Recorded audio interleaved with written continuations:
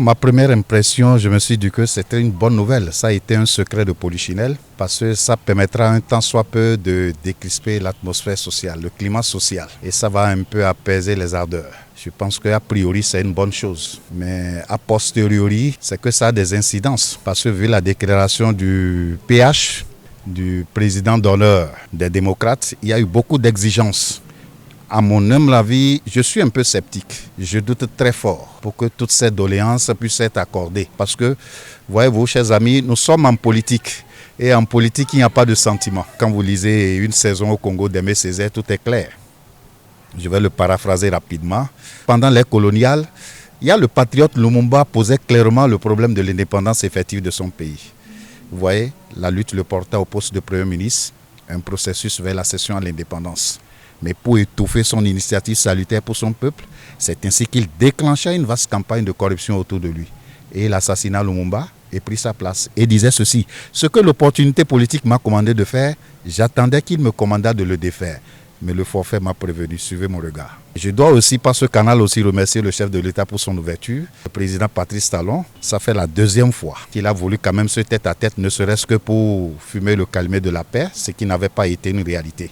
Nous remercions très sincèrement la main tendue du chef de l'État, Patrice Talon, qui, à cœur vaillant, a reçu son prédécesseur, l'ancien président Thomas Boni Yayi, pour discuter et pour parler de l'unité nationale, pour parler de la population béninoise. Leur rencontre a été une grande fierté pour tous les Béninois et en particulier pour nous, Kadir Gandé Bata. Le président Patrice Talon est un président rassembleur et il a toujours parlé du socialisme, d'où on parle toujours de sa grandeur. Aujourd'hui, ce qui est sûr, entre le président Patrice Talon et l'ancien président Yayi Boni, ils auront toujours une entente. Et ça a déjà commencé, tout a été déjà planifié.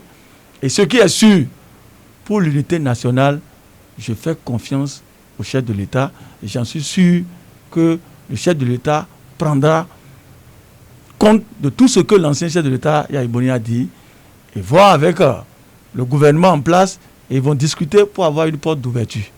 La politique, on peut la faire de plusieurs façons, on peut la faire de plusieurs manières.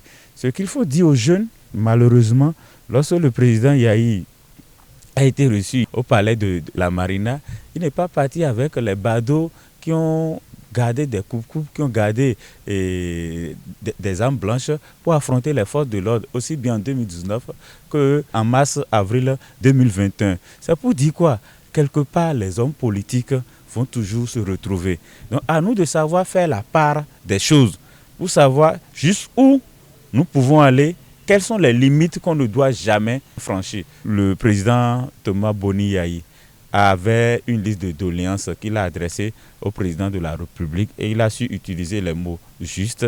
Lui demande, c'est le président Talon qui décide. Et le président Talon ne peut décider qu'en vertu des lois de la République. Abonnez-vous à la chaîne MP Vision TV et activez la cloche de notification pour ne plus rater nos vidéos.